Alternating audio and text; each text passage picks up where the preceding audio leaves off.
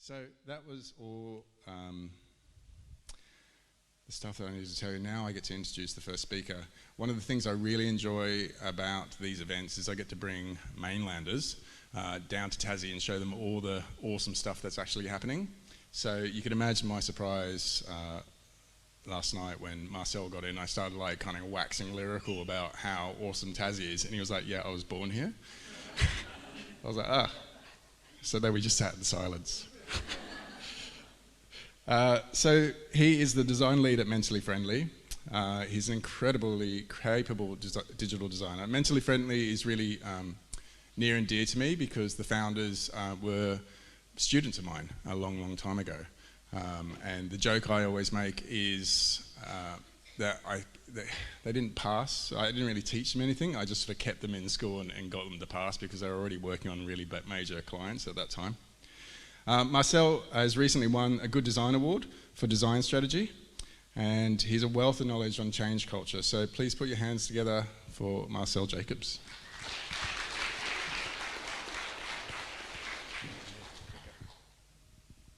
Alrighty, let's oh, there is a back button on this, good, okay. It's always good to have a backup.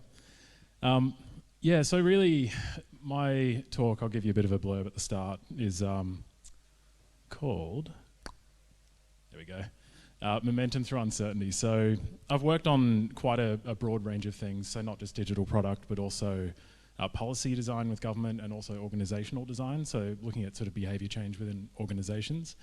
And in my mind, that's all just design. And there's really quite a lot that's common across those things. But there are some sort of patterns that I noticed as I would go through this with teams and with clients. There was kind of an experience behind all this that I feel is sort of common to all design. So, you know, it doesn't matter what problem you're solving. I think, you know, ultimately we're all here because we're excited by the unknown and want to create positive change in the world, and we want to solve problems that matter. But that also presents another issue, which, you know, if you really give a shit and you're solving a problem that matters, that kind of takes you on a bit of an interesting journey. But, you know, as designers, I genuinely think that, you know, giving a shit is our superpower. That's what really pushes us to do bigger and better things and really push our clients to, you know, to really push the envelope and try and do something a bit different. You know, I started my career as an advertising creative, and, you know, every problem kind of fit a brief, and I just had to, you know, make up the answer. But I noticed that when moving to digital product and actually working on well-being problems, I became way more connected to the effects that my work had on people. You know, you'd be observing a test happening and someone might actually break down in tears, for example. Which is, you know, super confronting, but it's also like, well, this is kind of, you know, this is kind of what makes the work important, is it actually has a really direct effect on people. But it does also take you on a bit of an interesting journey, and again, I feel like this is common to all design. I call it the ride. So, you know, what design thinking, I don't know if anyone's seen this diagram. It's kind of like part of the double diamond, if anyone's familiar with that. Where, you know, you have a lot of uncertainty and it's all like doot, doot, doot, doot, doot. And then, you know, as you go through the process, you get to a point of clarity and focus and the problem's solved. But it's simple and linear, it's intuitive, but it doesn't really, you know, quite do the job. It usually looks a bit more like this. So we go through that process over and over again of like friction and uncertainty and then clarity. And then we go to the next thing, friction, uncertainty, clarity, da da da da da. The pink line is sort of this sense of progress. So like, oh, you know, we're always moving forwards. It's fairly linear. And really, you know, this could be like minutes in an hour, hours in a day, days in a week. Could be the course of a meeting. It could be, you know, anything really is, you know, it's a conversational series of conversations that builds towards an outcome, and that cycle repeats itself. But it's kind of bullshit, actually. So, because we're human, and what's behind this is actually something a bit more like this guy. So, you know, we always have the pink line in mind. It's like, yeah, you know, I'm gonna go that way. You start out and you're like, oh, this is awesome. And then you hit your first snag and you're like, oh, okay, oh God, all right, this is not great. I think I'm maybe some people, I used to, when I started out, I was like, oh, I'm a dumbass, I'm no good at this. And then, you go a little bit further and you're like, oh yeah, cool, I got this, like this is great. And then, oh shit, all right, okay, this sucks again. And that goes over and over again. That's usually the actual journey that you're on. Doesn't matter whether you're on a team. So I typically work on like product teams with clients, and usually it's a group of people going on this journey. You'll create something, you really believe in it, you test it, and it winds up not, often early on, not really having the effect that you anticipated. Doesn't mean that you did the wrong thing, it just means you found a way that didn't work, which is actually still valuable. But the key thing is that we're all only human, and this is the ride that all of us go on. The trap with this is that we start to judge progress by how we feel rather than an objective measure. And because this can feel really uncomfortable at times, we can often be misled by that. So there's a few random analogies I'm going to throw in here, so just hold tight. Why is it like windsurfing? Well, windsurfing is easy except for the wind. So, anyone can buy the equipment, anyone can learn how to do it, but the wind is always going to mess you up. And design is a little bit like that. You can learn all the techniques, you can learn all the tools, but as soon as you start doing anything and the wind changes, you have to learn to move with it. You have to know what the wind is telling you and what direction it's taking you in. And as we learn about, what's necessary, for example, in design to reach an outcome, to adapt an approach, that's like kind of moving with the wind. So having the tools and being able to adapt what you're doing to the movement of the wind is like one of the key things. And we all kind of, I know I do, I have a love-hate relationship with the wind. I like the wind, I'm bored without it. Consistency and sameness for someone like myself is pretty much equal to comfort or boredom, and I think a lot of designers are the same as well. And sudden new information can equal fear or excitement. So if you're working on a team with someone who's unfamiliar with the process or with design and solving challenging problems over and over again, it can feel messy, it can feel crazy, it can feel weird and uncomfortable. Those people can often wind up in that sort of bottom category there. And it's really up to us to help them as their sort of guide to really start to make sense of and smooth out that uncertainty for them. Because the way everyone responds to these situations is entirely natural. We're only human, each of us responds differently. And like I said, designers are now also guides. We're not just pushing pixels. We're actually like showing the way. We're helping guide a group of people or an individual to a certain outcome.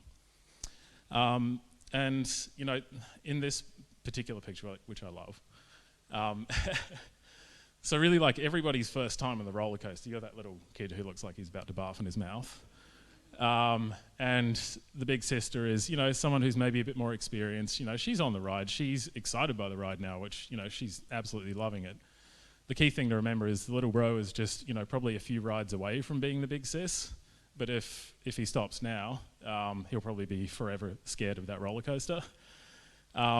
And that's the key thing is, we really need to be mindful that there's usually someone on the ride that is experiencing that, particularly if they're not savvy with design approaches to solving problems.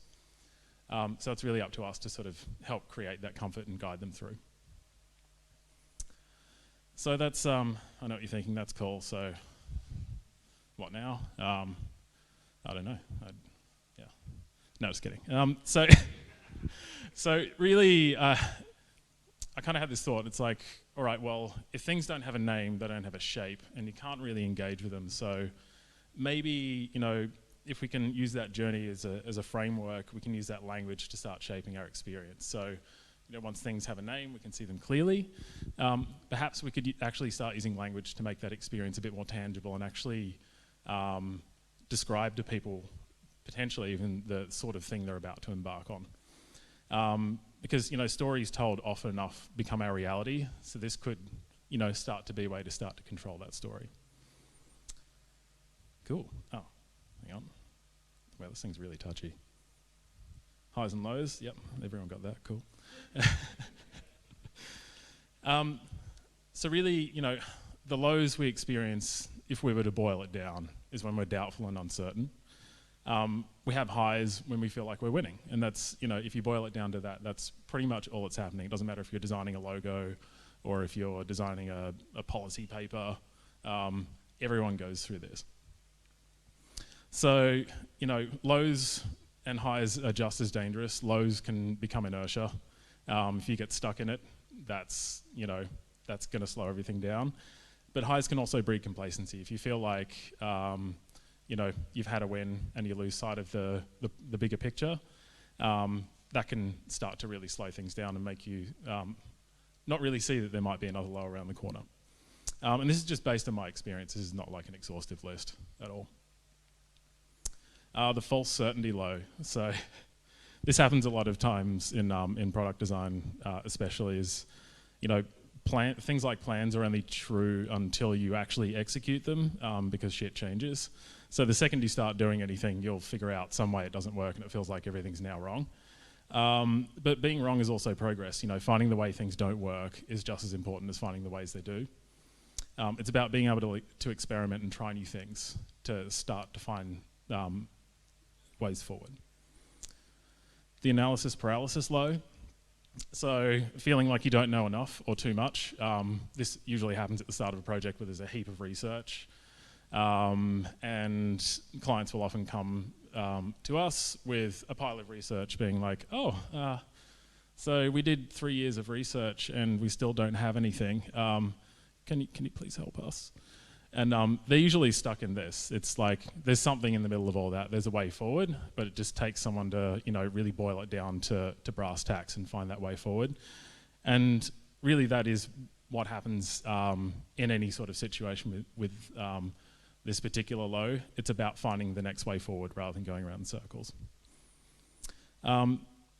There's the we nailed it high as well. So, this overwhelming sense that you're a total genius, which is great in the moment, but you've also got to be mindful that there's probably another low just around the corner. So maybe just one glass of champagne and then, move on to the next thing.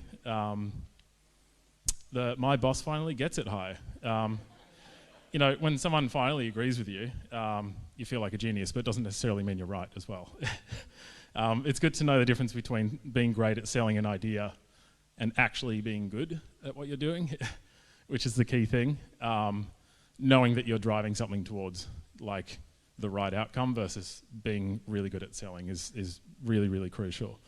And that comes through sort of building evidence as opposed to sort of, building confidence in something via other means.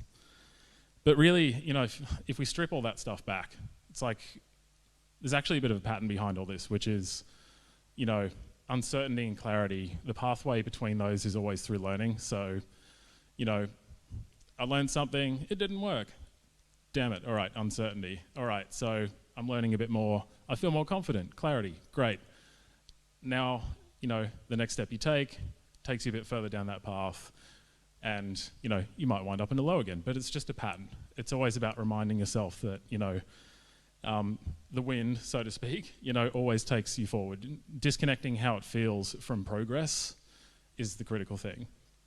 I really think we can all learn to manage uncertainty and embrace it as unexplored opportunity. I definitely had to do that myself, moving from, advertising, which is all about selling cool stuff. Well, the advertising I used to have to do, and actually sort of making things that had tangible human outcomes. It was really crucial for me to make that switch.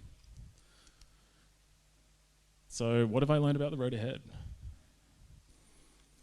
One of the best ways to break through uncertainty is make things real. So rather than talking about research or ideas in tangible forms, actually just making the thing, whether it's a paper prototype or actually building a live prototype or, building a service flow out of cardboard and actually walking people through it. Making it real will feel unnatural. It feels like you're leaping too far ahead, but it's actually the best way to learn. It doesn't have to be perfect, it just has to be good enough to test. You'll face inertia and indecision as well. So inside and outside your team, there are people who are going to slow you down. Fear and doubt are like really powerful demotivators, but asking, is this helping? What can we gain? What can we do to gain more clarity? What is a clearer way forward? What is the next thing we can proceed with? Someone asking those questions is actually the best way to start cutting through that. You may lose sight of the journey as well, but the key thing to remember is that in a high, just capture what's working and stay real. When you're in a low, remember that you're making progress and communicate with your team, because everyone does it. You forget that you're on the ride. I do it every day. I see other people lose sight as well and get caught up in the moment. But the key thing is to keep it real. And sometimes it'll seem impossible, but that's totally fine. Shit's hard until someone makes it simple. And that's our job as designers. That's what we do. We take complexity and we cut through it and we find a way forward for other people. And so really the goal should always be to start and to have achievable, tangible measures of progress. And to know when you're actually winning and know when you're not, but always keep moving. And really, this is really a note to myself. That you're not stupid, the world is just complex. The world is a crazy complex place, and as a designer or designers or anybody trying to solve a problem, there is so much in play now and so much to consider. But design is actually the way forward. It's a way of shaping complexity and cutting a path through it. So really, I believe that we can all learn to embrace uncertainty as unexplored opportunity and eventually be excited by it. I certainly did. So, cool, thank you.